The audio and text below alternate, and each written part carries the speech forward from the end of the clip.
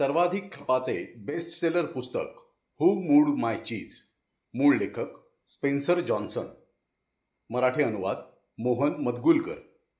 आयुष्यातील आणि व्यवसायातील बदलांना सामोरे जाण्याचा मार्ग.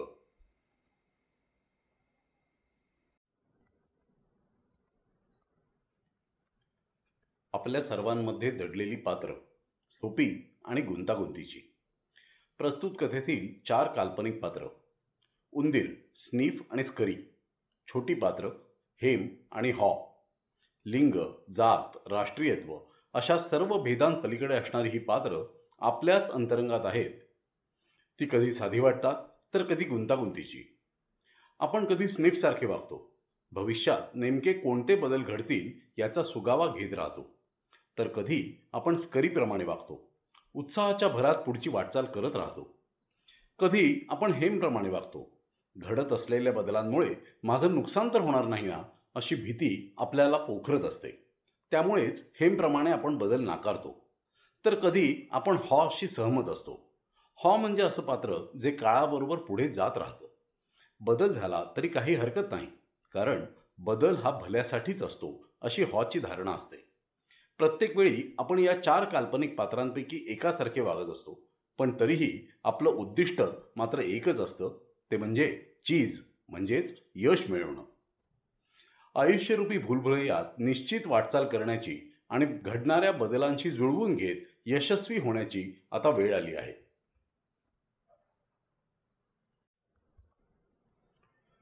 गोष्टी मागची एक गोष्ट. Kenneth Blanchard, PhD. Who moved my cheese या गोष्टीमागे एक गोष्ट दडली आहे. ती सांगताना मला खूप आनंद होतोय. हे पुस्तक आता प्रकाशित झाल्यानं आपण सर्वजण ते वाचू शकणार आहात, याचा आनंद घेणार आहोत आणि ही गोष्ट इतरांना सुद्धा सांगू शकणार आहोत. स्पेन्सर जॉन्सन यांनी बऱ्याच वर्षांपूर्वी मला ही चीजची विलक्षण गोष्ट ऐकवली. खरं तर तेव्हापासून मी या पुस्तकाची वाट पाहतोय. आता या घटनेला बरीच वर्ष झाली. आम्ही दोघांनी मिळून द 1 मिनिट मॅनेजर लिहिलं, त्याही आधी मी चीज विषयी ऐकलं होतं. ही गोष्ट ऐकता क्षणी माझ्या मनात विचार आले, किती सुंदर गोष्ट आहे ही. या गोष्टीचा मला भविष्यात खूपच फायदा होईल. हू मूड माय चीज ही गोष्ट आहे बदल या महत्वपूर्ण विषयाची. एका भूलभुलैयात 4 मजेदार पात्र चीज शोधत असतात. ही शोधयात्राच या कथेत मांडलेली आहे. पण चीज या शब्दाचा शब्दशः अर्थ घेऊ नका. चीज म्हणजे आपल्याला आयुष्यात हवी असणारी गोष्ट. मग ती उत्तम आरोग्य, पैसा, ऐश्वर्य, स्वातंत्र्य, आरोग्य, पदप्रतिष्ठा, मनःशांती, जॉगिंग किंवा गोल्फ सारखा छंद यापैकी कोणतीही असेल. प्रत्येकाला यापैकी कोणती ना कोणती गोष्ट हवी असते. थोडक्यात प्रत्येकासाठीचं चीज हे वेगळं असू शकतं. आपण सर्वजण कोणत्या ना कोणत्या चीजच्या मागे धावत असतो. चीज मिळाल्यावर मी किती सुखी होईल असं प्रत्येकाला वाटत असतं. एकदा का चीज मिळालं की आपल्याला ते सोडवत नाही. समजा कोणी दुसरा मनुष्य तुमचं चीज हिरावून घेत असेल किंवा काही कारणानं तुमचं चीज हरवलं तर तुम्ही कमालीचे अस्वस्थ होता. या गोष्टीत वापरलेला आणखी एक शब्द म्हणजे भूलभुलैया. आता भूलभुलैया म्हणजे असं ठिकाण जिथं आपण चीजच्या म्हणजेच सुखाच्या किंवा यशाच्या शोधात भटकत असतो.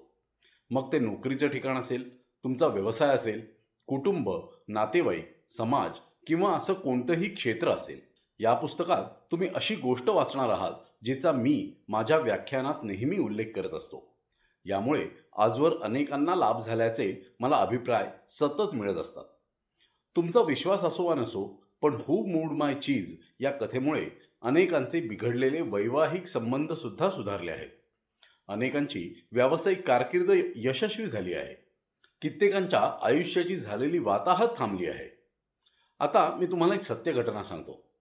NBC टीव्हीसाठी निवेदनाचं काम करणारे चार्ली जॉन्स यांचं हे ज्वलंत उदाहरण. जॉन्स म्हणतात की ह्या पुस्तकामुळे त्यांचं करिअर सावरलं. टीव्हीवरील निवेदनाचं काम हे तसं विशेष म्हणावं लागेल, पण जॉन्स यांच्या उदाहरणातून आपल्या सर्वांचा लाभ होऊ शकतो. ऑलिम्पिक स्पर्धांमधल्या मैदानी खेळाचं निवेदन करणं या जॉन्स तरबेज होते. पण एका वर्षी एक अनपेक्षित बदल जॉन्स यांच्यासमोर उभा ठाकला. मैदानी खेळांच्या निवेदनाऐवजी यावर्षी तुम्हाला जलतरण स्पर्धांचं निवेदन करावं लागेल असा आदेश त्यांच्या वरिष्ठांनी दिला. चार्ली जॉन्स यांच्यासाठी हा फार मोठा आणि अनपेक्षित धक्का होता. ते खूपच अस्वस्थ झाले. जलतरण स्पर्धांविषयीचं त्यांचं ज्ञान खूपच तोकडं होतं. मी मैदानी खेळातल्या निवेदनासाठी प्रसिद्ध आहे, मग माझी ही गुणवत्ता विचारात का घेतली गेली नाही? मला डावललं जातंय का? जॉन्सच्या मनात अशा अनेक नकारात्मक विचारांची गर्दी झाली. ते हताश झाले, संतापले. ते या बदलाचा स्वीकारच करू शकत नव्हते. संतापाचा उद्रेक झाल्यानं त्यांचं कोणतंच काम नीट होईना. काही दिवसांनी हू मूड माय चीज ही गोष्ट त्यांच्या वाचनात आली. या गोष्टीमुळे चार्ली जॉन्स यांना स्वतःवरच हसू आलं. त्यांनी त्यांच्या मनोवृत्तीत कमालीचं परिवर्तन घडवलं. माझ्या वरिष्ठांनी माझं केवळ चीज हिरावून घेतलंय हे वास्तव त्यांच्या लक्षात आलं. आता त्यांनी बदलत्या परिस्थितीशी जुळवून घेण्यासाठी पावलं उचलली. ते 2 नवीन क्रीडा प्रकार शिकले. नवीन गोष्टी शिकताना त्यांच्या तनामनात उत्साह आणि आनंद पसरू लागला. चार्ली जॉन्सच्या दृष्टिकोनात झालेला हा कमालीचा बदल आणि त्यांचा खळाळता उत्साह त्यांच्या वरिष्ठांना सुद्धा जाणवला. त्यामुळे जॉन्स यांना आणखी काही महत्त्वाची कामं मिळाली. त्यांनी यशाची नवी नवी शिखरं पादाक्रांत केली. त्यानंतर त्यांना प्रो फुटबॉलच्या हॉल ऑफ फेम ब्रॉडकास्टर्स ॲलीमध्ये सहभागी होण्याची संधी लाभली.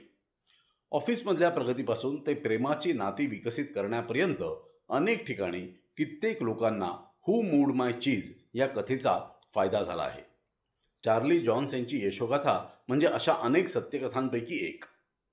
या कथेत विलक्षण शक्ती आहे. या शक्तीवर माझा इतका जबरदस्त विश्वास आहे की माझ्या कंपनीतल्या 200हून अधिक कर्मचाऱ्यांना या पुस्तकाची प्रकाशनपूर्व आवृत्ती मी भेट म्हणून दिली. का बरं? कारण ब्लँचर्ड ट्रेनिंग अँड डेव्हलपमेंट ही काळासोबत स्वतःमध्ये बदल घडवणारी कंपनी आहे. केवळ आपलं अस्तित्व टिकवणं हे या कंपनीचं ध्येय मुळीच नाही, तर सतत प्रगतीचा ध्यास असणारी ही कंपनी आहे. कोणीतरी आमचं चीज सतत हिरावून घेत असतं.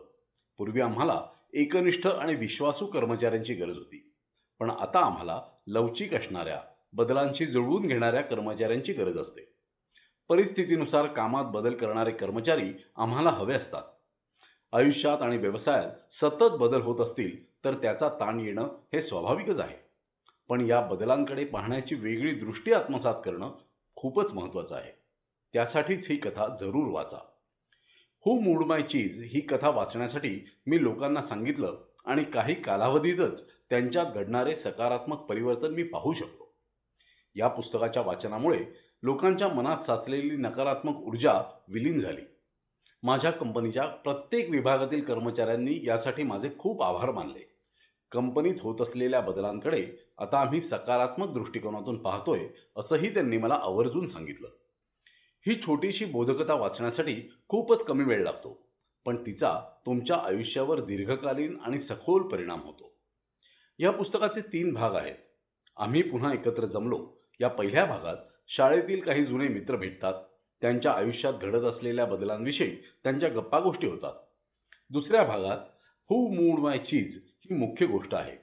ही गोष्ट म्हणजे या पुस्तकाचा मूळ गाभा जणू. तिसरा भाग म्हणजे चर्चा. या भागात सर्व मित्र काही मुद्द्यांवर चर्चा करतात, जसं कथेतून नेमकं काय शिकायला मिळालं आणि या बाबींचा प्रत्यक्ष आयुष्यात, कामात कसा उपयोग करता येईल. या पुस्तकाचं मूळ संस्करण ज्यांनी वाचलंय ते वाचक कदाचित कथा संपताच पुस्तक वाचन थांबवतील आणि ही कथा स्वतःच्या आयुष्याशी ताडून पाहतील. तर काही वाचक चर्चा हा भाग नक्की वाचतील, ज्यामुळे त्यांच्या विचारांना चालना मिळेल आणि वाचलेल्या मौलिक बाबी अंमलात कशा आणायचा याचा ते विचार करू शकतील. तुम्ही हे पुस्तक जितक्या वेळा वाचाल तितक्यांदा तुम्हाला प्रत्येक वेळी नवा अर्थ गवसेल, नवीन पैलू तुमच्या दृष्टीपथात येतील. मला आजही या पुस्तकातून दरवेळी नवीन बोध मिळतो. तुम्हालाही बदलाशी जुळवून घेण्यासाठी नवी ऊर्जा मिळेल. यशप्राप्तीचं अनोखं रहस्य गवसेल. या कथेतून तुम्हाला आनंद मिळेल अशी शुभेच्छा देतो. या कथेसोबत तुम्हीही पुढची वाटचाल करा.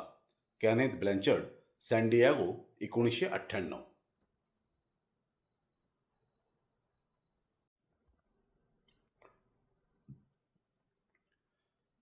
आम्ही पुन्हा एकत्र जमलो. शिकागो. रविवारची सोनेरी सकाळ होती. शिकागोमध्ये काही जुने शालेय मित्र खूप वर्षांनंतर स्नेहभोजनाचा आस्वाद घेत होते. ते स्नेहसंमेलनासाठी आले होते. आदल्या रात्री त्यांचा स्नेहसंमेलनाचा कार्यक्रम पार पडला होता आणि आता त्यांना परस्परांच्या आयुष्यात काय सुरू आहे हे जाणून घेण्याची उत्सुकता होती. काही वेळ हास्यविनोदात गेला आणि त्यानंतर भोजन झालं. मग सुरू झाला एक रंजक संवाद. एंजेला शाळेत असताना खूपच लोकप्रिय होती. आयुष्य इतक्या वेगळ्या वळणावर असेल असं शाळेत असताना तिला वाटलं पण नव्हतं. सगळंच किती बदललंय ना, एंजेला म्हणाली. हो, अगदी बरोबर बोललीस. बदल तर घडलाच आहे. नॅथननं तिच्या बोलण्याला दुजोरा दिला. नॅथनच्या वडिलांचा व्यवसाय होता. त्यानं वडिलांचाच व्यवसाय पुढे चालू ठेवलाय हे सर्वांनाच माहीत होतं. अनेक वर्षांपासून नॅथनचा व्यवसाय एका ठराविक मार्गाने सुरू होता. तरीही त्याच्या मुखात बदल तर घडलाच आहे असे शब्द शोभत नव्हते. सर्वांनाच जरा याचं आश्चर्य वाटलं. आजूबाजूची परिस्थिती नेहमी बदलत असते, पण स्वतःमध्ये बदल घडवून आणायला मात्र कोणीच तयार नसतं. हे तुमच्या लक्षात आलंय का? नॅथननं प्रश्न विचारला. आपण बदलाला विरोध करतो कारण आपल्याला त्याची भीती वाटते, कार्लोसनं पुष्टी दिली. कार्लोस, तू तर फुटबॉल टीमचा कॅप्टन होता असणार आहे. मग भीती हा शब्द तुझ्या तोंडी शोभत नाही, जेसिकानं कोपरखळी मारली. सर्वांच्या दिशा बदलल्या होत्या. त्यापैकी काही जणी गृहिणी होत्या, तर काही मोठ्या कंपनीत व्यवस्थापकीय पदावर कार्यरत होत्या. पण असं असलं तरी सगळ्यांच्या भावना मात्र सारख्याच होत्या. ही जाणीव होताच सर्वांना हसू आलं. अलीकडच्या काही वर्षात सर्वजण अनपेक्षित बदलांना सामोरे जात होते, पण बदलत्या परिस्थितीशी कसं जुळवून घ्यायचं हे कोणालाच समजत नव्हतं. मलाही बदलाची भीती वाटायची. आम्ही करत असलेल्या व्यवसायात काही अनपेक्षित बदल झाले, पण आम्ही मात्र आमच्या कार्यपद्धतीत त्यानुसार बदल केला नाही. मग काय, आमचा व्यवसाय बुडाला. होत्याचं नव्हतं झालं. पण एकदा आम्हाला एक मजेदार गोष्ट समजली आणि आम्ही या संकटातून स्वतःला सावरू शकलो, मायकल म्हणाला. सर्वांची उत्सुकता शिगेला पोहोचली होती. ती आणखी वाढवत मायकल म्हणाला, त्या कथेमुळे माझा दृष्टिकोन पूर्णपणे बदलला आहे. केवळ व्यवसायाकडे पाहण्याची नव्हे, तर जीवनाकडे पाहण्याची दृष्टी पार बदलून गेली. सगळं काही सुरळीत झालं. मग मी माझ्या सहकार्यानं सुद्धा ही कथा सांगितली. खरंच या कथेमुळे सर्वांच्या आयुष्याचा कायापालट झाला. ही कथा आहे तरी काय? या कथेचं नाव काय आहे? एंजेलाचं कुतूहल जागलं होतं. कथेचं नाव आहे हू मूड माय चीज. मायकलचं उत्तर ऐकून सर्वजण हसू लागले. नाव खूपच मजेदार आहे. मला वाटतंय ही गोष्ट सर्वांना खूपच आवडेल. कार्लोसनं मनापासून दाद दिली. आम्हाला सांगशील ही गोष्ट? कार्लोसनं प्रश्नही विचारला. हो तर का नाही, मला आवडेल ही गोष्ट सांगायला, आणि तसा पण त्यासाठी खूप वेळ लागणार नाही, मायकल उत्साहानं म्हणाला. आणि त्यानं हू मूड माय चीज ही गोष्ट सांगायला सुरुवात केली. हू मूड माय चीज. कोणे एकेकाळी एका दूर देशात 4 छोटी पात्र राहत होती. या 4ही पात्रांना आवडणारी एक समान गोष्ट म्हणजे चीज. चीज शोधण्यासाठी ती दररोज एका भूलभुलैयात जायची. त्यांना चीज मिळवून स्वतःचं पोटही भरायचं होतं आणि आनंदीही राहायचं होतं. 4 पात्रांपैकी 2 तर पिटुकले उंदीर होते. एकाचं नाव होतं स्निफ, तर दुसऱ्याचं नाव स्करी. इतर 2 पात्र म्हणजे उंदरांइतकीच 2 छोटी माणसं. एकाचं नाव होतं हेम, तर दुसऱ्याचं हॉ. या 4ही पात्रांचा आकार इतका छोटा होता की वरकरणी त्यांच्या हालचाली मुळीच समजत नव्हत्या. पण बारकाईनं निरखून पाहताच त्यांच्या उचापती लक्षात यायच्या. दररोज त्या भूलभुलैयात शिरायचं आणि चीज मिळवण्यासाठी धावपळ करायची, हाच त्यांचा नित्यक्रम होता. स्निफ आणि स्करी हे उंदीर असल्यानं त्यांना माणसांप्रमाणे स्वतंत्र बुद्धी मुळीच नव्हती. पण माणसांच्या तुलनेत त्यांची अंतःप्रेरणा मात्र खूपच विलक्षण होती. या अंतःप्रेरणेच्या बळावरच ते उंदीर नेहमी टणक चीज शोधायचे, जेणेकरून त्यांना कुरतडायला मजा येईल. तर इतर 2 छोटी माणसं मात्र म्हणजेच हेम आणि हॉ चांगल्या दर्जाचं मऊ चीज शोधत असत. असं उत्तम दर्जाचं चीज शोधण्यासाठी ते आपल्या बुद्धीचा वापर करत. पण या बुद्धीत अनेक भावना, तर्कवितर्क आणि धारणा साठल्या होत्या. चीज मिळाल्यावरच आपलं जीवन यशस्वी होईल असं हेम आणि हॉ यांना वाटायचं. उंदीर आणि छोटी माणसं यांच्यात तसा बराच फरक असला तरीही एक बाब मात्र सारखीच होती. ते दररोज सकाळी उठायचे, आपला जॉगिंग सूट आणि स्पोर्ट्स शूज चढवून आपल्या आवडत्या चीजच्या शोधार्थ भूलभुलैयात शिरायचे. भूलभुलैया म्हणजे एक चक्रव्यूहच होतं जणू. तिथं अनेक गल्ल्या, खोल्या आणि वेगवेगळी स्टेशन्स होती. काही मोजक्या खोल्यांमध्ये चविष्ट चीज ठेवलेली असायची. पण त्या भूलभुलैयात काही अंधाऱ्या खोल्या आणि रस्तेही होते. कोणीही गोंधळून जाऊन वाट चुकेल असाच तो भुलभुलैया होता. जे लोक या भुलभुलैयात स्वतःचा मार्ग शोधत त्यांचं जीवन मात्र फारच सुखी होतं. स्निफ आणि स्करी या दोन उंदरांनी चीज शोधण्यासाठी खूपच सोपी आणि कमी जोखीम असणारी पद्धत वापरली होती. ते प्रत्येक गल्लीत शोध घेत जायचे. तिथे चीज मिळालं तर परत फिरायचे, अन्यथा पुन्हा दुसऱ्या गल्लीत जायचे. स्निफ आपल्या तीक्ष्ण नाकानं चीजचा शोध घेत असे आणि स्करी चपळतेनं पुढे धावत असे. पण भुलभुलैयात त्यांना बऱ्याचदा चकवा मिळत असे. कधी ते रस्ते विसरत, कधी अंधारात हरवून जात, कधी त्यांना समोर मार्गच दिसत नसे, तर कधी ते भिंतीला धडकत असत. हेम आणि हॉ यांच्याकडे मात्र विचार करण्याची क्षमता होती. शिवाय आलेल्या अनुभवांवरून शिकण्याचं कौशल्य देखील होतं. त्यामुळेच चीज शोधताना ते नेहमी वेगळी शक्कल लढवायचे. पण मनात निर्माण होणाऱ्या भावना आणि पूर्वग्रह यामुळे ते बऱ्याचदा विचलितही व्हायचे. त्या दोन गटांची चीज शोधण्याची पद्धत कशी का असेना, एके दिवशी त्यांना त्यांचं चीज मिळालं. भूलभुलैयातल्या सी स्टेशन जवळ त्यांना त्यांच्या आवडीचं भरपूर चीज गवसलं. त्या दिवसापासून ते चौघेजण सकाळी उठायचे, आपला जॉगिंग सूट आणि स्पोर्ट्स शूज चढवून सी स्टेशन जवळ यायचे आणि चीजचा मनमुराद आस्वाद घ्यायचे. कित्येक दिवस त्यांचा हा दिनक्रम बनला होता. आता चीजसाठी त्यांना इतरत्र धावण्याची गरजच काय होती. स्निफ आणि स्करी दररोज सकाळी लवकर उठत असत आणि सी स्टेशन जवळ पोहोचण्यासाठी भूलभुलैयात एका विशिष्ट मार्गाने पळत असत. इच्छित स्थळी पोचल्यावर ते दोन्ही उंदीर आपले बूट काढून दोरीनं बांधत असत आणि आपल्या गळ्यात घालत, जेणेकरून गरज पडल्यास त्यांचा त्वरित उपयोग करता यावा. त्यानंतर ते चीजचा मनसोक्त आस्वाद घेत असत. सुरुवातीला हेम आणि हॉ ही दोन छोटी माणसं चीज खाण्यासाठी सी स्टेशन जवळ धावपळत जात. पण काही कालावधीनंतर मात्र या दोन छोट्या माणसांची दिनचर्या बदलली. ते कमालीचे आळशी बनले. सकाळी उशिरा उठणं, रमतगमत आवरणं, आरामात कपडे घालणं आणि मग सी स्टेशनकडे जाण्यासाठी प्रवास सुरू करणं असा त्यांचा दिनक्रम बनला होता. कारण आता त्यांना चीज नेमकं कुठे आहे हे समजलं होतं.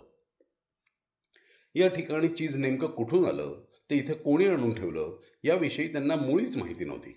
किंबहुना या ठिकाणी आता कायमच चीज असेल असं जणू त्यांनी गृहीतच धरलं होतं. हेम आणि हॉ दररोज सकाळी उशिरा सी स्टेशन जवळ यायचे. तिथे निवांतपणे तळ ठोकायचे, स्वतःच्या घरात असल्यासारखं बिनधास्त व्हायचे, आपला जॉगिंग सूट आणि स्पोर्ट्स शूज काढून दूर फेकून द्यायचे. मग स्लीपर्स घालून चीज खात आरामात बसायचे. खरंच चीज मिळालं आणि ते दोघंही आळशी बनले. हे फार मस्त आहे बुवा, इथे एवढं चीज आहे की ते आपल्याला आयुष्यभर पुरेल, हे म्हणाला. छोटी माणसं त्यांना मिळालेल्या यशानं हुरळून गेली होती. त्यांना आता सुरक्षिततेची भावना सुखद वाटत होती.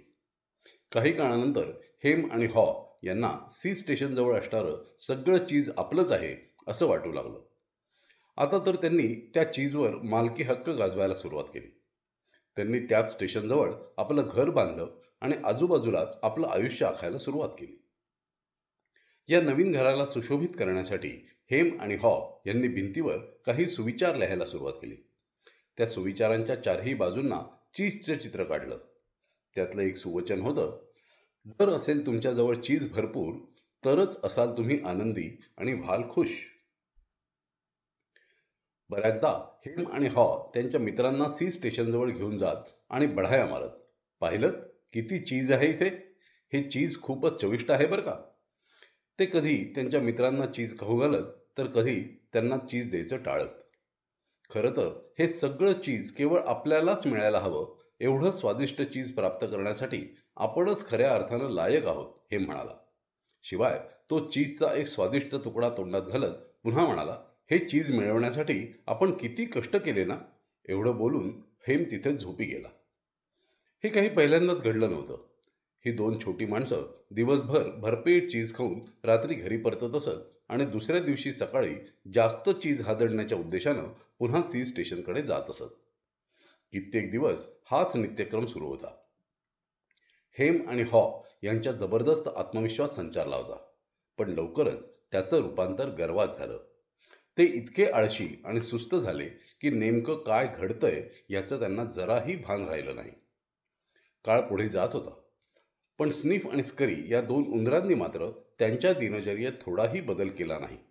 त्यांचा दिनक्रम पूर्वीसारखाच सुरू होता. ते दररोज सकाळी लवकर उठत, व्यवस्थित तयार होऊन सी स्टेशनजवळ पोहोचत. स्टेशनच्या चौफेर चक्कर मारत आणि कसलाचा वास घेऊन ते चीज कुरतडून बघत. या ठिकाणी कालच्यापेक्षा काही वेगळा बदल झाला नाही ना, याचे ते बारकाईनं चाचपणी करत. ती दोन उंदरं अशाच एका सकाळी नेहमीप्रमाणे सी स्टेशनजवळ आली.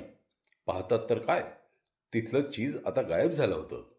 पण त्याचं त्यांना मुळीच आश्चर्य वाटलं नाही, कारण तिथे असणारं चीज दररोज थोडं थोडं कमी होत चाललंय हे स्निफ आणि स्करी यांना माहीत होतं. त्यामुळे त्यांची आधीच मानसिक तयारी झाली होती.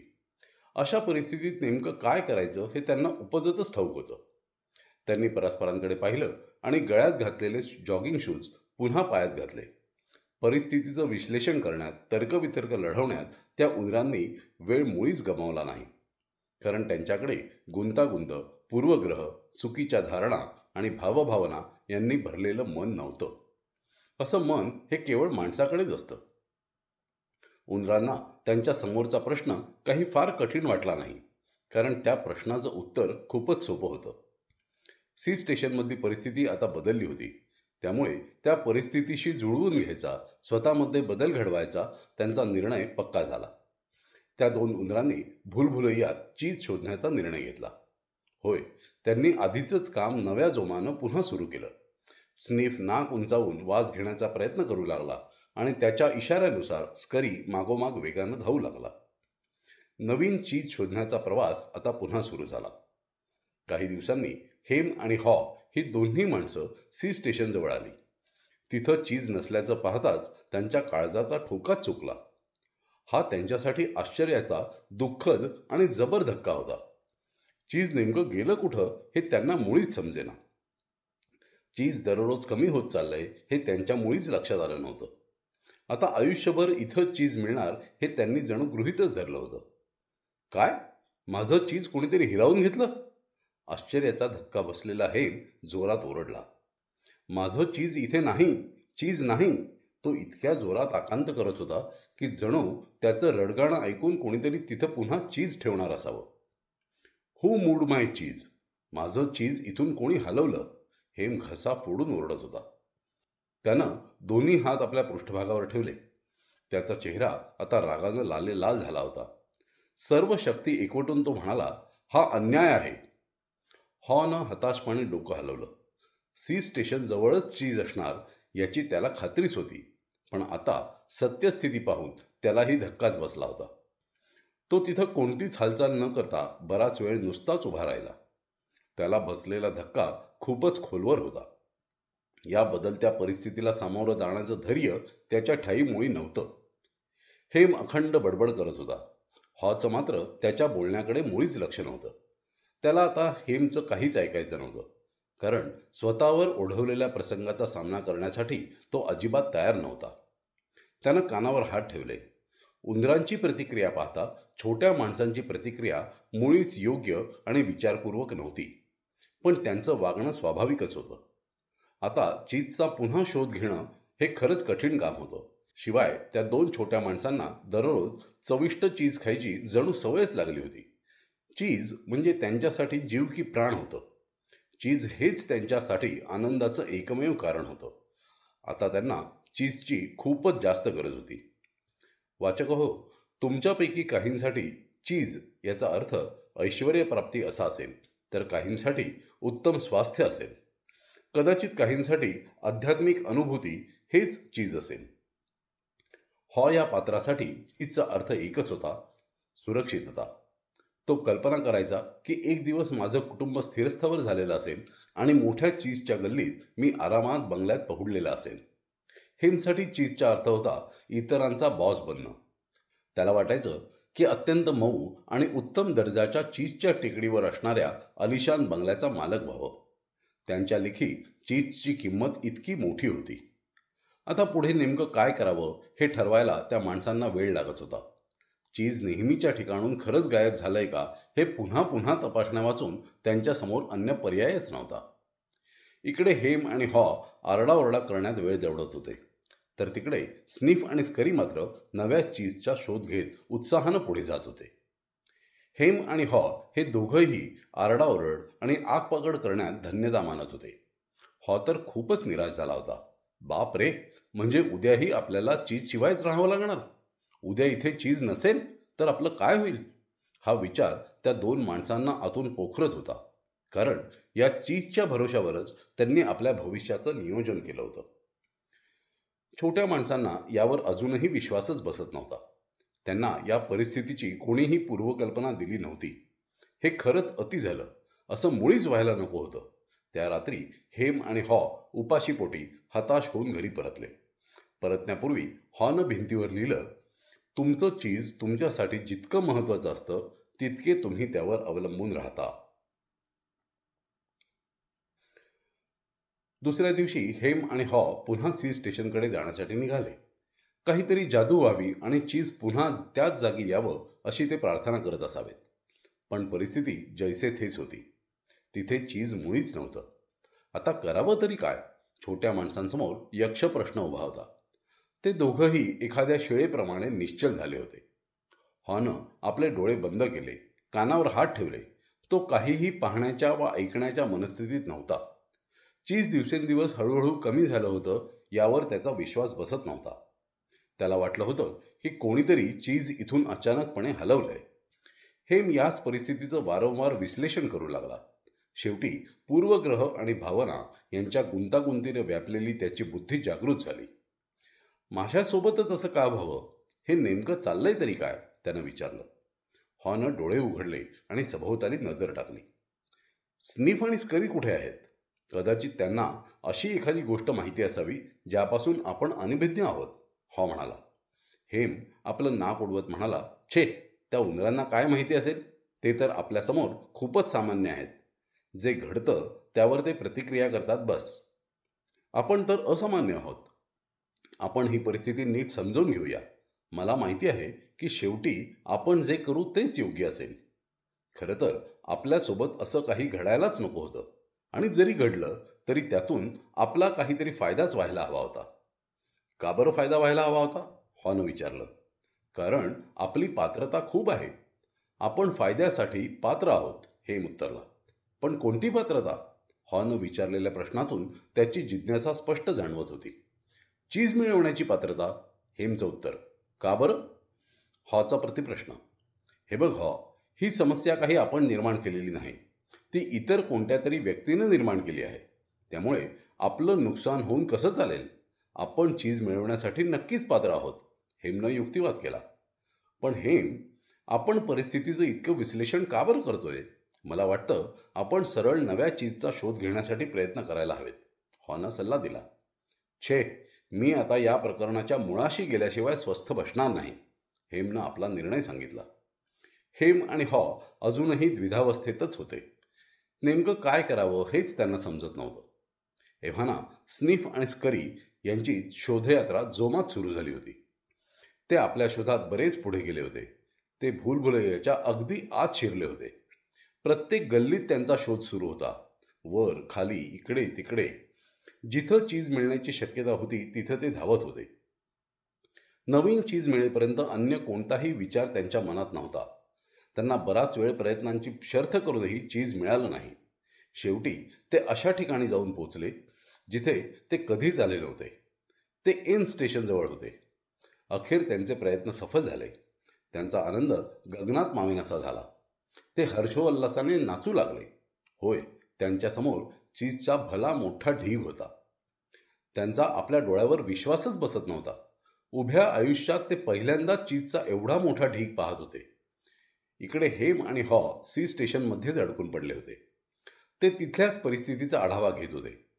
चीज न मिळण्याचे परिणाम शरीरासोबत त्यांच्या मनावरही झाल्याचे दिसत होते. त्यांची चिडचिड होत होती आणि या दुर्दशेबद्दल ते परस्परांच्या माथ्यावर अपयशाचं खापर फोडत होते. हॉला मात्र अधेमध्ये त्या दोन उंदरांची आठवण यायची. स्निफ आणि स्करी यांनी आतापर्यंत नवीन चीज शोधलंही असावं असा विचार त्याच्या मनात वारंवार डोकावत होता. कारण भूलभुलैयात अनिश्चितता असली तरी ती काही काळापुरतीच असते हे हॉ जाणून होता. स्निफ आणि स्करी यांना नवीन चीज मिळालं आहे.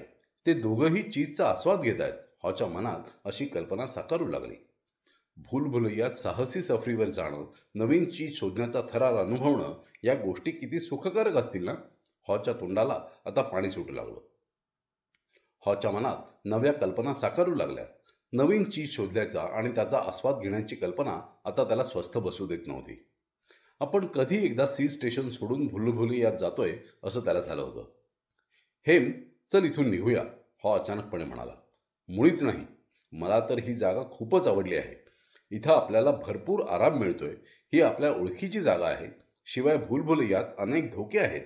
हेम तात्काळ उत्तरला. असं मुळीच नाहीये हेम. आपण याही आधी भूलभुलैयात साहसी प्रवास केला आहे.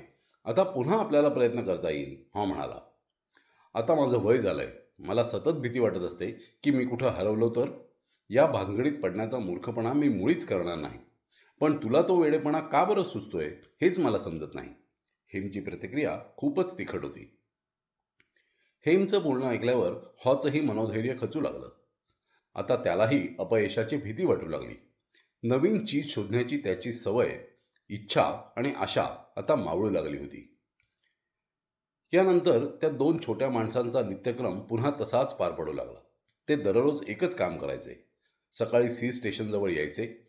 आज तरी चीज मिळेल या आशेपोटी दिवसभर उपाशी बसून राहायचे आणि रात्री निराशा सोबत घेऊन परतायचे. ते सत्यस्थिती नजरेआड करत होते. पण पोटात उसळलेला भुकेचा आगडोंब त्यांना नीट झोपूही देत नव्हता. त्यांची शक्ती दिवसेंदिवस क्षीण होत चालली होती. त्यांची चिडचिड वाढतच होती. ज्या ठिकाणी त्यांना आधी आराम आणि सुख मिळायचा तेच ठिकाण आता त्यांच्यासाठी क्लेशदायी होतं. त्यांची खरंच झोप उडाली होती. चीज न मिळाल्यामुळे आता त्यांना जागेपणी सुद्धा भयानक स्वप्न पडू लागली होती. तरीही हेम आणि हॉ यांना सी स्टेशन काही सुटत नव्हतं. ते दररोज तिथंच जाऊन चीजची वाट बघत राहिले.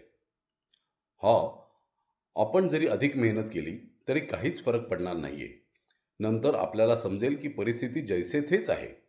मला वाटतंय चीज इथंच जवळपास असेल. कोणीतरी ते भिंतीच्या आड दडवून ठेवलं असावं, हेम म्हणाला.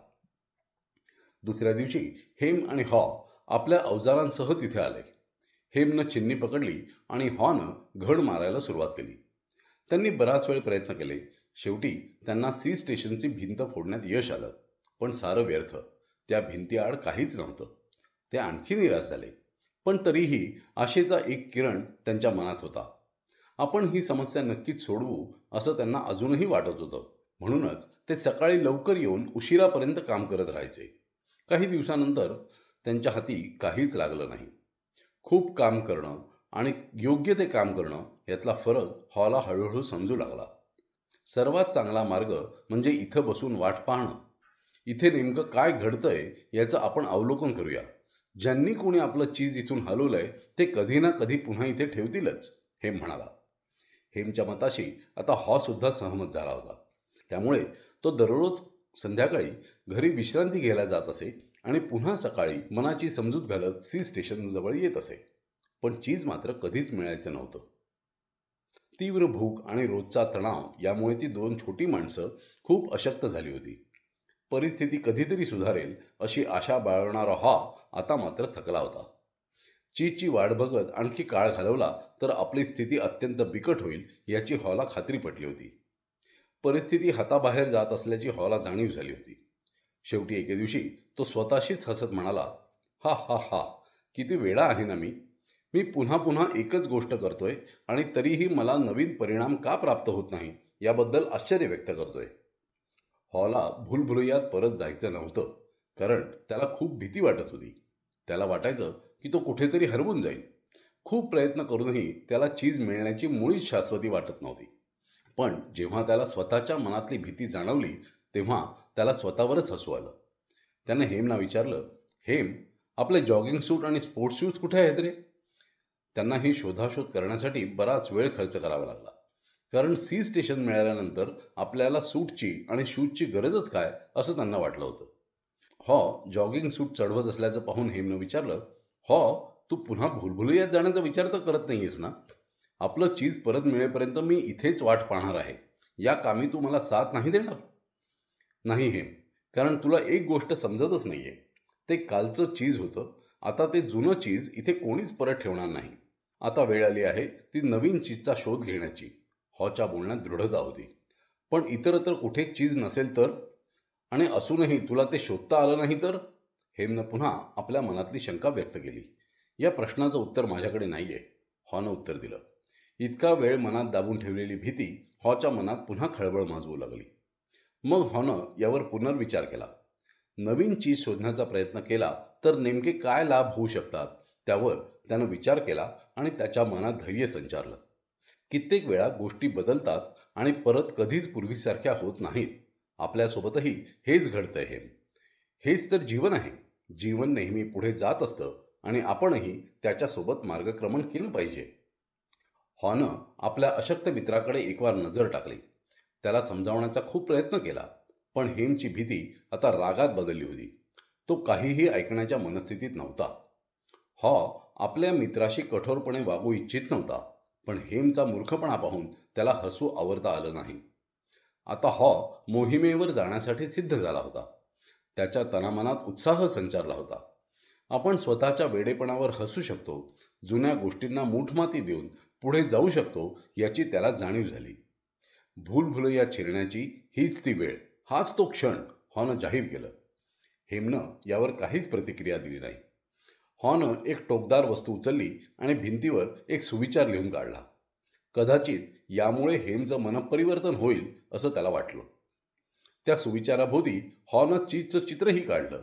त्याला वाटलं आपल्या या वागण्यामुळे हेम हसेल, त्याला थोडं हलकं वाटेल आणि नव्या चीजच्या शोधार्थ तो आपल्यासोबत बाहेरही पडेल. पण हेमनं त्याच्याकडे ढुंकूनही पाहिलं नाही. काय होता हॉनं लिहिलेला सुविचार? जर स्वतःमध्ये बदल घडवला नाही तर तुम्ही नष्ट होऊ शकता. हॉनं घराबाहेर डोकावलं आणि भूलभुलैयाकडे पाहिलं. ज्या ठिकाणी चीज नाही तिथे मी इतके दिवस का बरं फसलो होतो असा विचार त्याच्या मनात आला. भूलभुलैयात कुठंच चीज नसेल आणि असलंच तरी मी तिथपर्यंत पोहोचेन याची काय खात्री? मी या कामी अयशस्वी झालो तर? या विचारानं त्याला पुन्हा भीती वाटू लागली. पण दुसऱ्याच क्षणी हा स्वतःशीच हसला. हेम अजून सुद्धा हू मूड माय चीज याच विचारात अडकून बसला असेल याची हॉला आठवण झाली. त्याला वाटलं, मला लवकर जाग का आली नाही? त्या ठिकाणाहून चीज पुढे गेलं खरं, पण मी चीज सोबत पुढे का गेलो नाही? त्यानं भूलभुलैयात प्रवास सुरू केला. पुढे जाण्याआधी त्यानं एकवार मागं वळून पाहिलं. ती जागा होती हॉच्या निवासाची. ती ओळखीची जागा खूपच आरामशीर होती. तिथं आता चीज नव्हतं, पण तरीही हॉचा जीव मात्र त्या जागेत घुटमळत होता. मला खरंच भूलभुलैयात जायचंय का?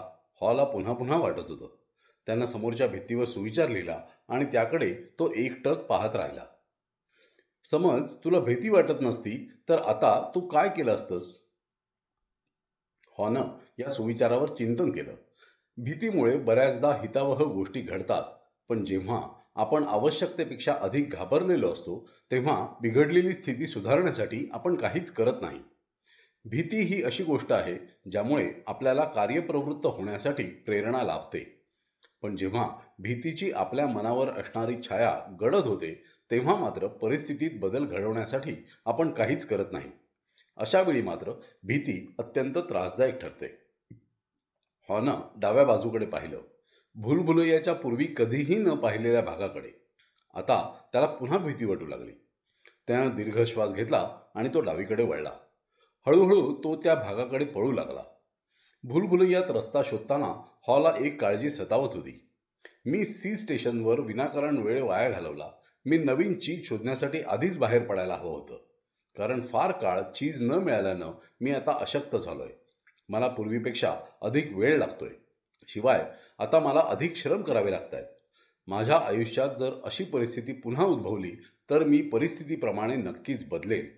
बदलाशी जुळवून घेतल्यानं आयुष्य किती सुखकर होईल ना? अशक्त झालेल्या हॉनं स्वतःशीच हसत विचार केला. काहीच न करण्यापेक्षा उशिरा का होईना काहीतरी केलेलं त्यातल्या त्यात चांगलं.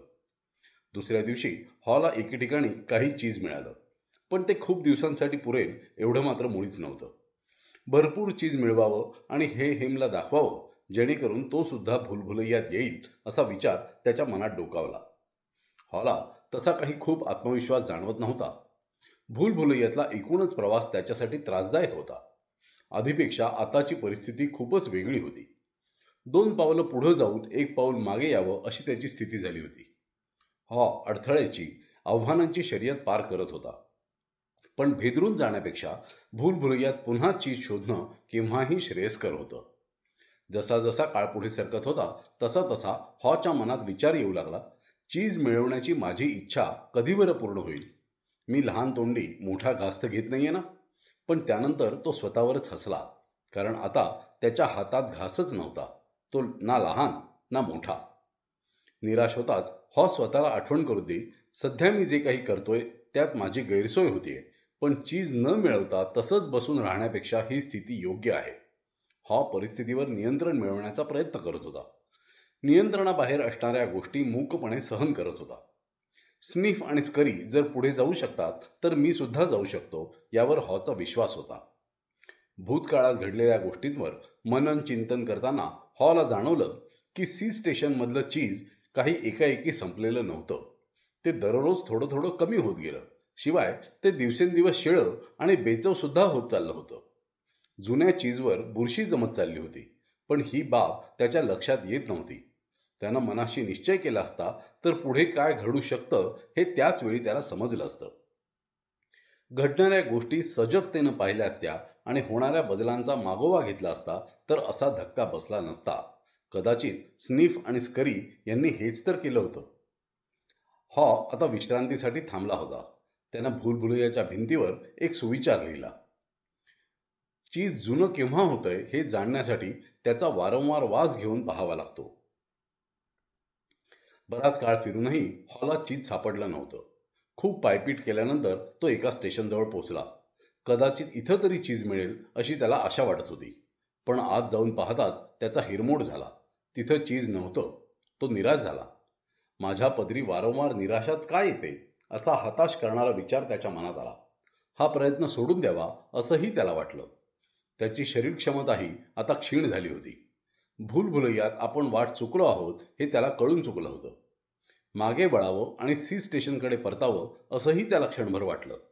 तिथे मला हेम भेटेल आणि माझं एकाकी पण नाहीसं होईल असा विचार मनात येताच हॉनं स्वतःला पुन्हा तोच प्रश्न विचारला, समज तुला भीती वाटत नसती तर आता तू काय केलं असतंस?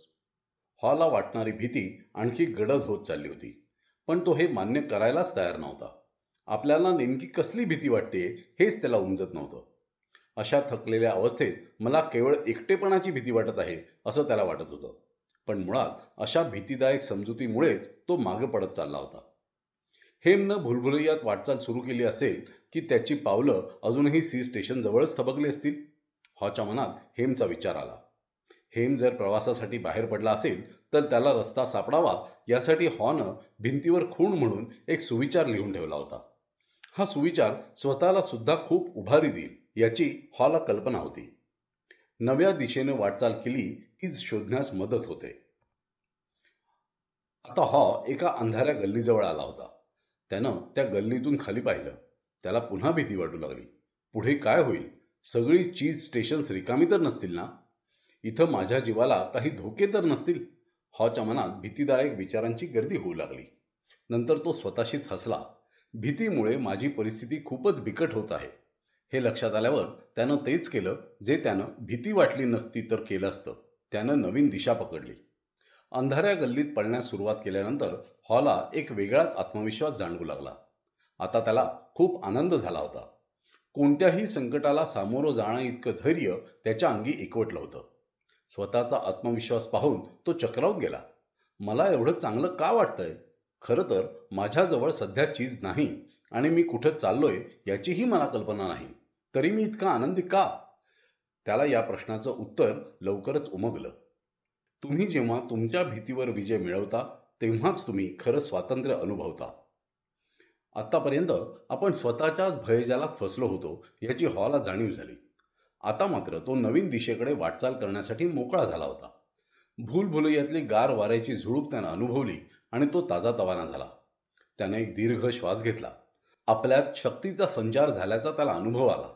आता त्यानं भीतीवर विजय मिळवला होता. त्यामुळेच तो आनंदी होता. असा आनंद त्यानं यापूर्वी कधीच अनुभवला नव्हता. गेला कित्येक काळ हॉनं असा सुखद अनुभव घेतला नव्हता. आनंदी होणं तो जवळपास विसरलाच होता. स्वतःचा उत्साह वाढवण्यासाठी त्यांनी स्वप्न रंगवायला सुरुवात केली. आपण आपल्या फेवरेट चीजचे तुकडे खात आहोत अशी त्यानं कल्पना केली. या कल्पनेनं तो इतका सुखावला, त्यानं केवळ कल्पनाशक्तीच्या जोरावर चीजचा आस्वादही घेतला. त्यानं नवीन चीजचं चित्र स्पष्टपणे पाहण्याचा प्रयत्न केला. त्याला ही कल्पना सत्यात उतरल्याचा विश्वास वाटू लागला. त्यानं लिहिलं, नव्या चीजचा आस्वाद घेण्याची कल्पना करा, मग नवं चीज मिळवणं खूप सोपं होईल. मला हे आधी का नाही सुचलं? मी यापूर्वी असा का बरं वागलो नाही? हॉनं स्वतःला विचारलं. आता तो भूलभुलैयात अधिक वेगानं आणि जोमानं धावत होता. लवकरच त्याला एक नवीन चीज स्टेशन दिसलं. त्या स्टेशनच्या दारात पडलेले चीजचे तुकडे पाहून त्याचा आनंद गगनात मावेनासा झाला. अशा प्रकारचं चीज त्यानं पूर्वी कधीच पाहिलं नव्हतं. फारच सुरेख दिसत होतं. हॉनं त्याची चव चाखली. खूपच चवदार होतं ते. त्यानं त्या चीजवर यथेच्छ ताव मारला. हेमला काही तुकडे द्यावेत आणि त्याच्यासोबत चीज खाण्याची मजा लुटावी या उद्देशानं काही तुकडे आपल्या खिशात टाकले. आता त्याला गेलेली सगळी शक्ती परत संचारत असल्याचं जाणवत होतं. मोठ्या आशेने तो स्टेशनच्या आत गेला. पण काय दुर्दैव, तिथले चीज कोणीतरी आधीच फस्त केलं होतं. हॉच्या मनात विचार आला, थोडं आधी पोहोचलो असतो तर कदाचित भरपूर चीज मिळालं असतं. आता हॉला हेमकडे यायचं होतं. हेम भूलभुलैयात यायला तयार आहे का हे पाहण्यासाठी हॉनं मागे जाण्याचा निर्णय घेतला. तो परत फिरला. थोडा वेळ थांबून त्यानं भिंतीवर लिहिलं, जितक्या लवकर जुनं चीज सोडाल तितक्या लवकर नवीन चीज शोधू शकाल. काही वेळानंतर हॉ सी स्टेशनकडे परतला. त्याची हेमशी भेट झाली. त्यानं हेमला चीजचे काही तुकडे देऊ केले, पण हेमनं मात्र ते घेतले नाहीत. हेमनं हॉचं स्वागत तर केलं, पण तो कुत्सितपणे म्हणाला, नवीन चीज आवडेल असं मला तर वाटत नाही. मला त्याची सवय नाही. मला माझं आधीचंच चीज मिळावं अशी माझी इच्छा आहे. जोपर्यंत ते मिळत नाही तोपर्यंत मी बदलणार नाही. हॉनं हताशपणे मान हलवली आणि स्वतःचीच समजूत काढत तो परत भूलभुलैयात जाण्यासाठी निघाला. आता हॉ भूलभुलैयाच्या शेवटच्या टोकापर्यंत पोहोचला होता. अर्थात त्याला आपल्या मित्राची, हेमची आठवण येत होती. पण त्याचबरोबर शोध घेण्यातला आनंदही जाणवत होता. खरं तर या टप्प्यावर त्याला एका सत्याचा साक्षात्कार घडला होता.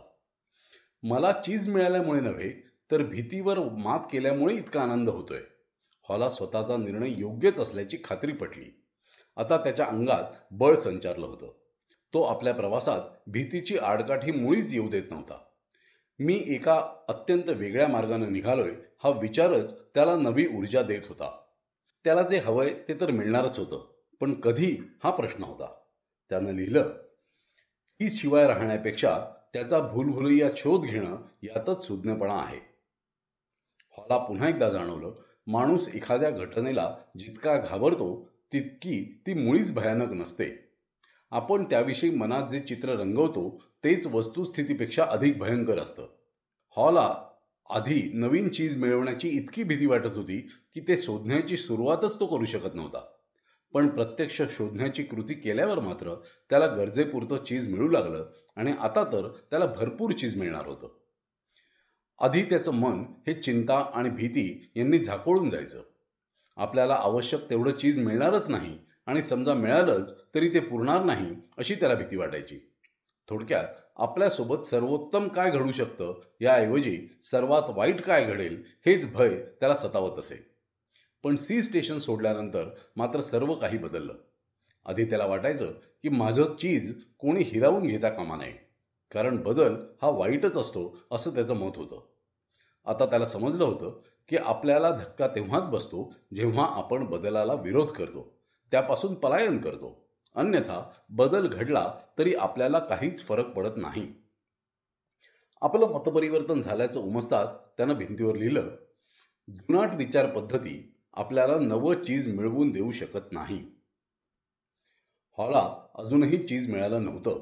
भूलभुलैयात असताना आपण काय शिकलो याचं त्यानं अवलोकन केलं. आपल्यात संचारलेली विश्वासाची शक्ती खूपच प्रेरक असल्याचं हॉला जाणवलं. ही प्रेरणा शक्ती हॉला सी स्टेशन मध्ये असताना मात्र मुळीच जाणवत नव्हती. आता मात्र हॉ हा पूर्णपणे बदलला होता. त्याला समजलं की आपले विचार बदलताच आपलं वर्तन सुद्धा बदलतं. आता बदल घडताना आपला समोर दोन पर्याय असतात.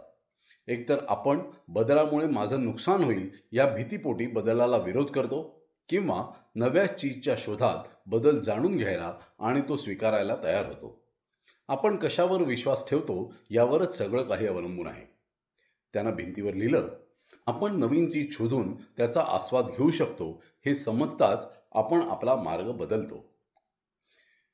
मी जर यापूर्वीच बदलांना सामोरं गेलो असतो आणि त्याच वेळी जर सी स्टेशनमधून बाहेर पडलो असतो तर माझी आजची स्थिती किती छान असती ना. हॉला त्याची चूक कळून चुकली. त्यांनी त्यावेळी जर पाऊल उचललं असतं तर त्याला आपोआप बळ मिळालं असतं आणि नवं चीज शोधण्यात यशही लाभलं असतं. त्याला जर त्याच वेळी बदलाची चाहूल लागली असती तर एव्हाना त्याच्याकडे आता भरपूर चीज असतं. त्यानं आपली इच्छाशक्ती एकवटून भूलभुलैयाच्या नव्या भागाकडे वाटचाल करण्याचा निर्णय घेतला. त्याला काही ठिकाणी चीजचे लहान मोठे तुकडे मिळाले. आता हॉचा आत्मविश्वास जुणावला. त्यानं भिंतीवर काही सुविचार लिहिले होते.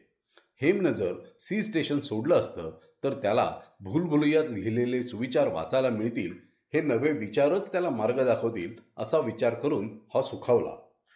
बऱ्याच वेळापासून हॉ जे काही विचार करत होता ते त्याने भिंतीवर लिहिले. लहान लहान बदलांचा आधीपासूनच अंदाज घेत गेलो तर भविष्यात घडणाऱ्या मोठ्या बदलांना तोंड देणं सोपं जातं. आता हॉनं भूतकाळ मागे टाकला होता. तो भूलभुलैयात मार्ग काढत झपाट्यानं पुढे जात होता. लवकरच त्याला यशस्वीनं स्वतःहून माळ घातली. एका क्षणी हॉला वाटलं की आपल्याला आयुष्यभर त्याच भूलभुलैयात अडकून राहावं लागेल की काय. पण एवढ्यात त्याच्या कष्टप्रद प्रवासाचा सुखद अंत समोर आला. एन स्टेशनमध्ये हॉला नवीन चीज मिळालं. त्या स्टेशनमध्ये हॉनं प्रवेश केला. त्याच्या डोळ्याचं पारणं फिटलं. कारण तिथे चीजचे एकापेक्षा एक सरस प्रकार होते. असे प्रकार हॉनं पूर्वी कधीच पाहिले नव्हते. आतमध्ये चीजचे ढीग रचून ठेवण्यात आले होते. मी स्वप्नात तर नाही ना. हॉला क्षणभर काही सुचेनाच. पण अस्वस्थता क्षणभरच होती. कारण तिथे हॉला त्याचे जुने मित्र स्निफ आणि स्करी भेटले. स्निफनं डोकं हलवून आणि स्करीनं हाताचे पंजे उंचावून हॉचं स्वागत केलं. त्या दोघांची सुदृढ झालेली प्रकृती पाहून हे दोन उंदीर बऱ्याच वेळापासून इथल्या चीजचा आस्वाद घेत आहेत याची हॉला कल्पना आली. हॉनं दोघांनाही घाईघाईत नमस्कार केला आणि तो आपल्या आवडत्या चीजवर तुटून पडला. त्याने आपले स्पोर्ट शूज आणि जॉगिंग सूट उतरवून पुन्हा आपल्याजवळ नीट ठेवले, कारण त्याची कधी गरज पडेल हे सांगता येत नव्हतं. हॉनं त्या चीजचा यथेच्छ आस्वाद घेतला. त्यानं चीजचा एक स्वादिष्ट तुकडा उचलला आणि तो मोठ्यानं म्हणाला, बदल नेहमी चांगला असतो. बदल जिंदाबाद. नव्या चीजचा आस्वाद घेताना हॉचं विचारमंथन सुरू होतं. तो आजवरच्या अनुभवातून शिकलेल्या गोष्टींवर विचार करत होता. सर्व काही बदलत असल्याच्या काल्पनिक भीतीनंच तो अधिक गंगरला होता. त्यामुळेच तो जुन्या चीजच्या नादात अडकला होता. पण आता जुनं चीज मात्र कोणीतरी हलवलं होतं. त्याच्यात हे आमूलाग्र परिवर्तन कशामुळे घडलं होतं? भुकेमुळे की मृत्यूच्या भीतीमुळे? मृत्यूच्या भीतीची त्याला खरंच मदत झाली होती. खरं तर हॉमध्ये तेव्हाच मोठा बदल घडला जेव्हा तो स्वतःच्या चुकांवर हसायला शिकला. स्वतःच्या मूर्खपणावर हसायला शिकणं हाच स्वतःत बदल घडवण्याचा सर्वात सोपा मार्ग आहे हे त्याला कळून चुकलं. कारण याशिवाय आपण भूतकाळ मागे टाकून भविष्याकडे वेगानं वाटचाल करू शकत नाही. स्निफ आणि स्करी यांच्याकडून खूप काही शिकण्यासारखं होतं. सर्वात महत्त्वाची शिकण्यायोग्य बाब म्हणजे या दोन उंदरांनी त्यांचं आयुष्य अतिशय साधं, सरळ आणि सहज ठेवलं होतं. त्यात कुठलीच गुंतागुंत नव्हती. घडलेल्या घटनांचं त्याने उगीच अतिविश्लेषण केलं नाही. परिस्थिती बदलली आणि चीज नाहीसं झालं तेव्हा स्निफ आणि स्करी यांनी स्वतःतही बदल घडवला. ते देखील नव्या चीजच्या मागोमाग गेले. खरं तर माणसं उंदरांपेक्षा अधिक चांगला विचार करू शकतात. आता हॉ या गोष्टीकडे एका वेगळ्या दृष्टिकोनातून पाहू लागला. हॉनं भूतकाळातल्या सर्व चुका टिपायला सुरुवात केली. भविष्याची योजना आखताना याची नक्कीच मदत होईल असं त्याला वाटलं. किंबहुना मी भावी योजना बनवताना याचा वापर नक्कीच करेन असं हॉनं ठरवलं. आपण बदलांचा सामना कसा करायचा हे हॉ आता जाणून होता. त्यामुळेच त्यानं इथून पुढे चौकस राहायचं ठरवलं आणि त्वरित वाटचाल सुरू करण्याचा निश्चय केला. त्याला अनेक सकारात्मक विचार सुरू झाले. अतिविश्लेषण आणि भावनिक गुंतागुंत यात कधीच फसू नये. भीतीदायक विचारांमुळे तर कधीच स्वतःला त्रास करून घेऊ नये. लहान लहान बदलांचा आधीपासूनच अंदाज घेत गेलो तर भविष्यात घडणाऱ्या मोठ्या बदलांना तोंड देणं सोपं जातं. हॉला हे कळून चुकलं होतं की आता आपण आणखी वेगानं बदलायला हवं. कारण योग्य वेळी बदल केला तरच त्याचा काही उपयोग असतो. वेळ निघून गेल्यावर बदल केला तर सर्व काही व्यर्थ ठरतं. बदलाला विरोध करणारा सर्वात मोठा विरोधक हा आपल्यातच आत दडलेला असतो. जोपर्यंत आपण बदलत नाही तोपर्यंत परिस्थितीत मुळीच सुधारणा होत नाही. या जगात तुम्हाला हवं असणारं चीज नेहमीच उपलब्ध असतं, पण जोवर तुम्ही भीतीतून मुक्त होत नाही तोवर तुम्हाला ते मुळीच मिळत नाही. खरं तर आपल्या मनात असणारी भीती थोड्या प्रमाणात चांगली असते, कारण एखाद्या ठिकाणी काही धोका असेल तर ती आपल्याला सावध करते, आपलं संरक्षण करते. पण हॉच्या मनातली भीती मात्र अनाठायी होती. त्याला जेव्हा स्वतःमध्ये बदल घडवण्याची गरज भासली तेव्हा या भीतीमुळेच तो बदल घडवू शकला नव्हता. हॉ आधी एका सत्यापासून अनभिज्ञ होता, पण आता मात्र त्याला ते सत्य उमगलं होतं. बदल हा वरकरणी भयानक वाटत असला तरी अखेर तो भाग्यकारकच ठरणार असतो. चीजच्या या शोधयात्रेत हॉला स्वतःचीच नवीन ओळख पटली होती. आता त्याला आपल्या प्रिय मित्राची हेमची आठवण येऊ लागली. मी भिंतीवर लिहिलेले सुविचार हेमनं खरंच वाचले असतील? एक विचार त्याच्या मनात डोकावला. हेमनं नक्की काय केलं होतं? भूतकाळ सोडून भविष्याकडे जाण्याचा हेमनं निर्णय घेतला होता का? तो भूलभुलैयात परतला होता का? आपलं जीवन सुधारण्यासाठी हेमनं काही वेगळा विचार केला होता का? हॉनं चीज स्टेशन सी कडे जाण्याचा विचार केला. तिथं हेम भेटेल, मग त्याला द्विधा मनस्थितीतून बाहेर यायला मी मदत करेन असं हॉला वाटलं. पण हॉचा हा काही पहिलाच प्रयत्न नव्हता. त्यानं आपल्या मित्रामध्ये बदल घडवून आणण्याचा याआधीही प्रयत्न केलाच होता ना. हेमनं स्वतःचा मार्ग शोधायला हवा. त्यानं सुस्तीवर, आळसावर आणि भीतीवर आता मात करायला हवी. हे सर्व त्याला स्वतःलाच करावं लागणार होतं. अन्य कोणीच हे करू शकणार नव्हतं. स्वतःत बदल घडवून आणण्याचे फायदे त्याला इतर कोणीच पटवून देऊ शकणारे नव्हते. हॉनं हेमसाठी काही खाणाखुणा मागे ठेवल्या होत्या. हॉनं लिहिलेले उद्बोधक विचार जर हेमनं वाचले असते तर त्याला आपला मार्ग गवसला असता. हॉ आजवरच्या प्रवासात अनेक गोष्टी शिकला होता. त्याचा सारार्थ त्यानं एन स्टेशन जवळच्या सर्वात मोठ्या भिंतीवर लिहून काढला. त्याच्या चारही बाजूंनी चीजचं मोठ्या तुकड्यांचं चित्रही काढलं. भिंतीवरचे सुविचार: बदल घडतच असतात, चीजची जागा बदलतच राहणार.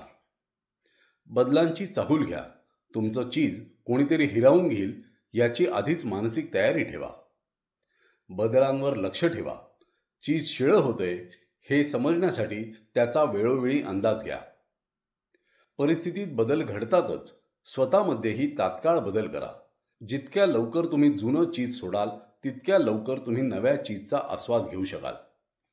स्वतःत बदल घडवा, चीज सोबत पुढे चालत राहा.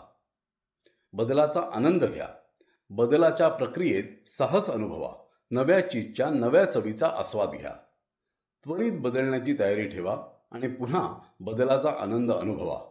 लक्षात घ्या, तुमचं चीज कोणी ना कोणी इतरत्र नेतच असतं. हेमसोबत सी स्टेशनमध्ये असणारी स्थिती आणि सध्याची परिस्थिती यात जमीन अस्मानाचं अंतर असल्याचं हॉला प्रत्यय आला.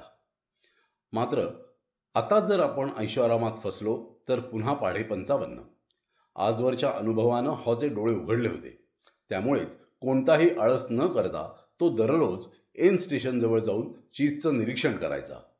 चीजमध्ये नेमके कोणते बदल होत आहेत, त्याचा आकार कमी होतोय का, ते शिळं होत चाललंय का, अशा अनेक गोष्टींचं हॉ बारकाईनं निरीक्षण करू लागला. समोर घडत असलेल्या बदलामुळे आता त्याला डगमगून चालणार नव्हतं. सध्या हॉकडे चीजचा ढीग होता, पण तरीही तो भूलभुलैयात जाऊन आजूबाजूला नेमकं काय घडतंय याचा अंदाज घेत होता.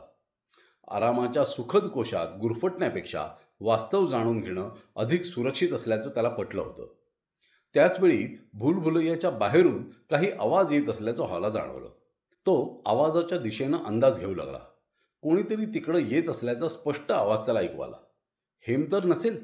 त्यानं स्वतःची दिशा बदलली तर नसेल? हॉच्या मनात विचार डोकावला. त्यानं परमेश्वराकडे प्रार्थना केली. माझा मित्र इथे लवकरच पोहोचेल अशी आशा हॉच्या मनात जागृत झाली होती. चीज सोबत पुढे वाटचाल करत राहिलं पाहिजे आणि चीजचा आनंद सुद्धा घेतला पाहिजे. गोष्टीचा शेवट की नव्या गोष्टीची सुरुवात?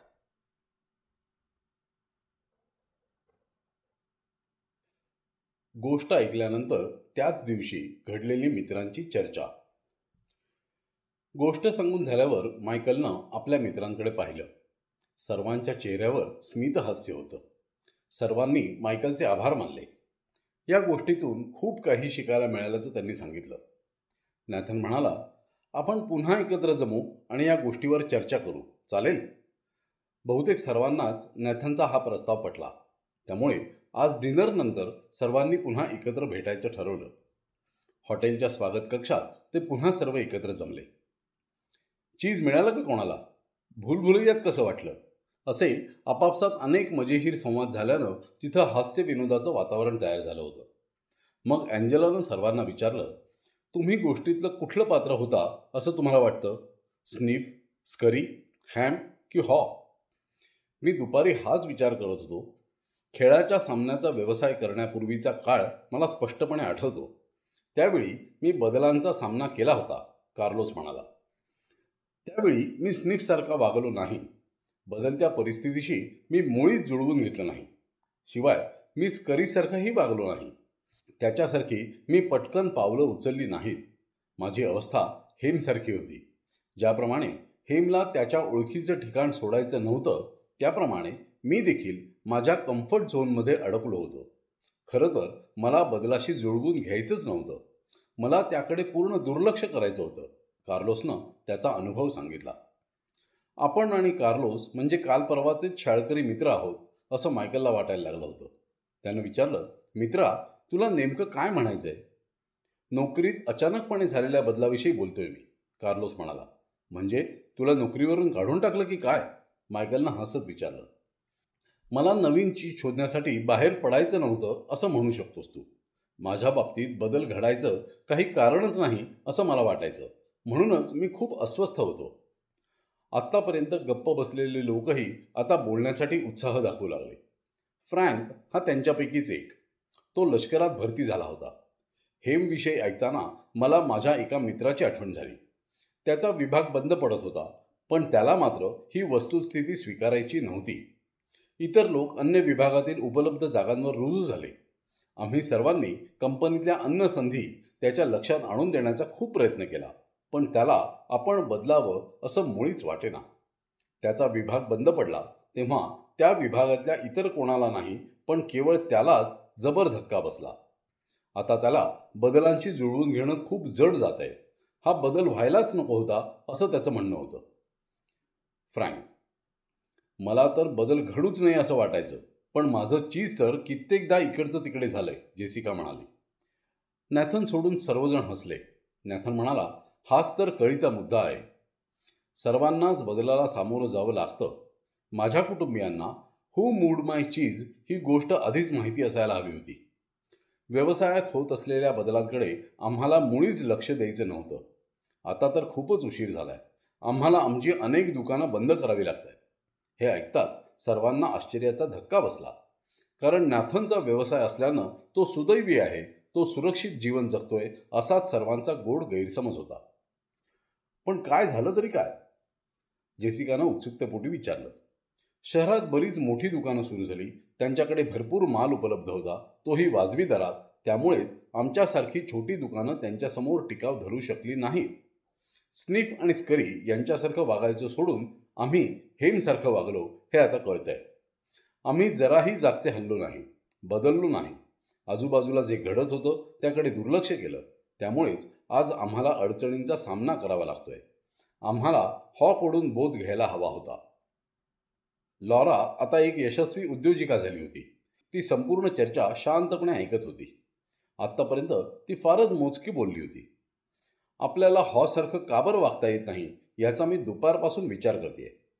हॉप्रमाणे आपल्याला स्वतःची चूक कशी शोधता येईल, स्वतःच्याच चुकांवर कसं हसता येईल, स्वतःत योग्य तो बदल घडवून जीवन सार्थकी कसं लावता येईल यावर माझा विचार सुरू आहे. सांगा पाहू, आपल्यापैकी किती जण बदलाला घाबरतात? यावर कोणी काहीच उत्तर दिलं नाही. हात वर करा बरं, लॉरा पुन्हा म्हणाली. फक्त एकच हात वर आला. बरंय, आता आपल्यातला किमान एक जण तरी प्रामाणिक आहे. तुम्हाला कदाचित पुढचा प्रश्न आवडेल. आता सांगा पाहू, लोक बदलाला घाबरतात हे तुमच्यापैकी किती जणांना पटतं? सगळ्यांनीच हात वर केला. आता सगळ्यांनाच हसू फुटलं. आता याचा नेमका अर्थ काय घ्यावा, लॉराचा प्रश्न. नकारात्मक भूमिका, नॅथन उत्तरला. मायकलनं हे मान्य केलं. तो म्हणाला, काही वेळेस आपल्याला आपण घाबरलोय हेच समजत नाही. ही गोष्ट ऐकताना मला एक प्रश्न खूपच आवडला. समज तुला भीती वाटत नसती तर तू आता काय केलं असतंस?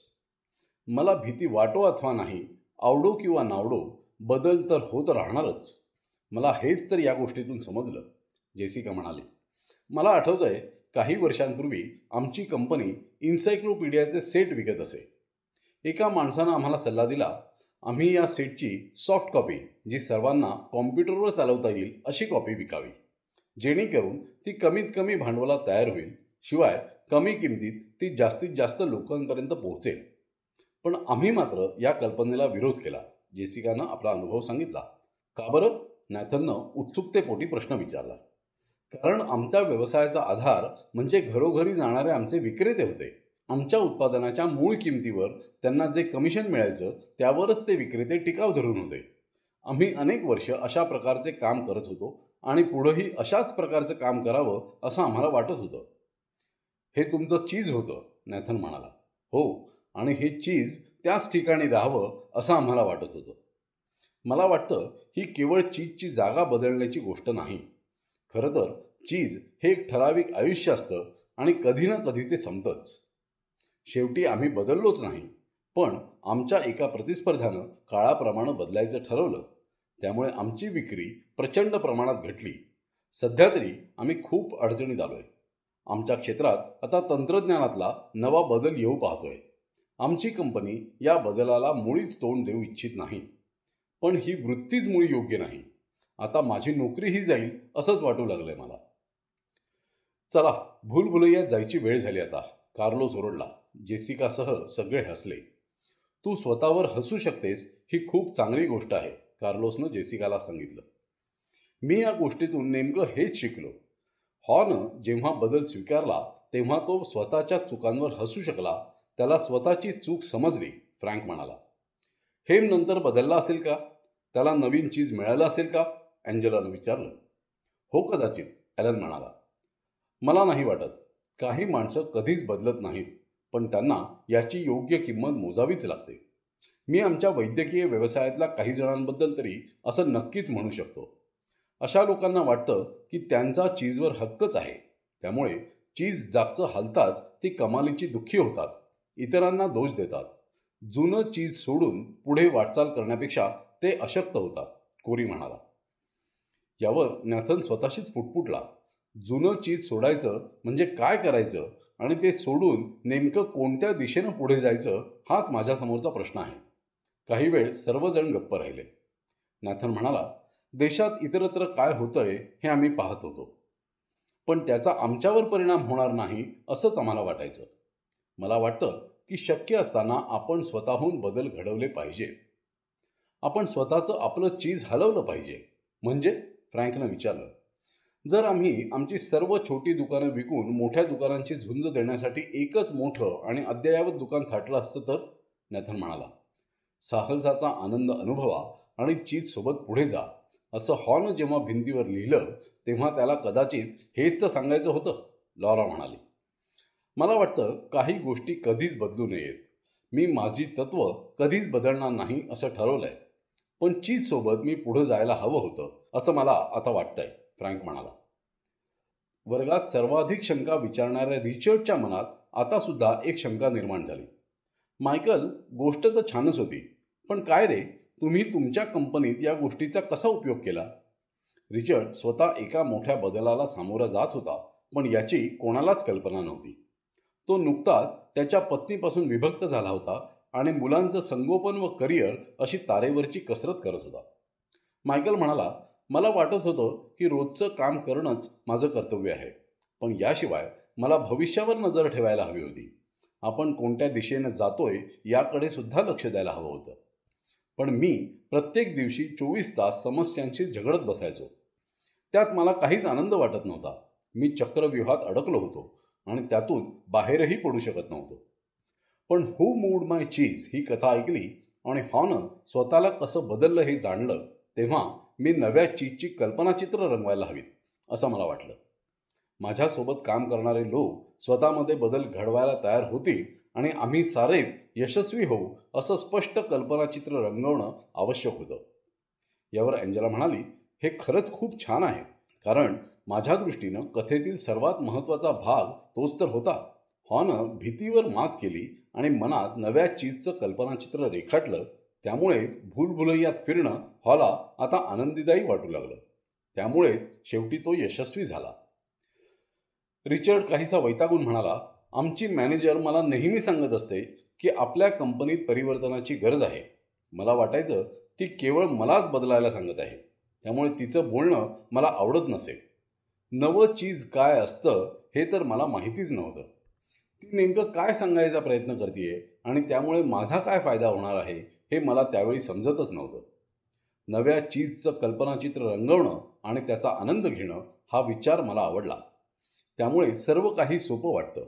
भीती कमी होते आणि बदलाशी जुळवून घेताना आनंद मिळतो. हा प्रयोग मला घरी करता येईल. माझी मुलं जीवनात कधीही बदल होता कामा नये असा विचार करतात. बदल घडताच ती नाराज होतात. मला वाटतं ती भविष्याला घाबरतात. पण मीच माझ्या मुलांसाठी नव्या चीजचं चित्र रेखाटलेलं नाही. मी असं चित्र रेखाटायला असमर्थ आहे. काही क्षण शांततेत गेले. सारे जण आपल्या कौटुंबिक आयुष्याबाबत विचार करण्यात गढून गेले होते. ॲलन म्हणाला, तुम्ही सर्वजण केवळ व्यवसायाबद्दल चर्चा करताय, पण ही कथा ऐकताना माझ्या मनात मात्र कुटुंबाचा विचार येत होता. माझ्या दृष्टीनं माझे सध्या असणारे नातेसंबंध हे जुन्या चीजसारखे झाले आहेत. त्यावर बुरशी जमली आहे. यावर कोरीनं हसून सहमती दर्शवली. मलाही हेच वाटतं. आता मला माझे बिघडलेले नातेसंबंध तोडण्याची गरज आहे. एंजेला म्हणाली, पण जुनं चीज म्हणजे आपलं जुन्या पद्धतीनं वागणं असंही असू शकेल. आपले नातेसंबंध बिघडवणारी वागण्याची जुनी पद्धत आपण सोडायला हवी. विचार करण्याचे आणि इतरांशी वागण्याचे नवे पर्याय शोधायला हवेत. वा, किती छान मुद्दा आहे हा. नवं चीज म्हणजे त्याच माणसांसोबत नवीन संबंध जुळवणं, कोरी म्हणाली. मला वाटला होता त्यापेक्षाही सखोल अर्थ दडलाय या कथेत. जुने संबंध तोडण्याऐवजी जुनी वर्तणूक बदलावी. अन्यथा आपण पूर्वीसारखंच वागत राहिलो तर त्याचे परिणामही स्वीकारायला हवेत. रिचर्डनं पुष्टी दिली. रिचर्ड पुढे म्हणाला, केवळ नोकरी बदलण्यापेक्षा मला असा कर्मचारी बनलं पाहिजे जो कंपनीला बदलाच्या प्रक्रियेत मदत करेल. मी असं आधी कधीच केलेलं नाही. मी असं आधीच केलं असतं तर आज माझी नोकरी टिकली असती. बेकी दुसऱ्या शहरात राहत होती, पण खास या कार्यक्रमासाठी आली होती. ती म्हणाली, मी हू मूड माय चीज ही लघुकथा आणि त्यावरच्या सर्वांच्या प्रतिक्रिया ऐकत होते तेव्हा मला स्वतःवरच हसू आलं. मी सुद्धा हेमसारखीच होते. बदल म्हटलं की मी नाक मुरडत असे आणि मला बदलाची भीतीही वाटत असे. पण केवळ मीच नव्हे तर सर्वजण असंच सांगतात. हे मला माहीत नव्हतं. काय माहीत, माझ्या मुलांना सुद्धा चुकून ही सवय लागली नसेल ना. पण बदल चांगल्यासाठी सुद्धा असू शकतो हे आपण विसरून जातो. आपण उगीचच काळजी करत बसतो. मला अजूनही आठवतंय, माझा मुलगा हायस्कूलमध्ये होता. माझ्या नवऱ्याच्या बदलीमुळे आम्हाला इलिनॉइसहून व्हर्माउंटला जावं लागलं. याच बदलामुळे माझा मुलगा दुःखी झाला, कारण त्याला इलिनॉइस सोडवत नव्हतं. तो एक उत्तम जलतरणपटू आहे, पण व्हर्माउंटच्या शाळेत मात्र जलतरण संघच नव्हता. त्यामुळे तो जुनं शहर सोडायला तयार नव्हता.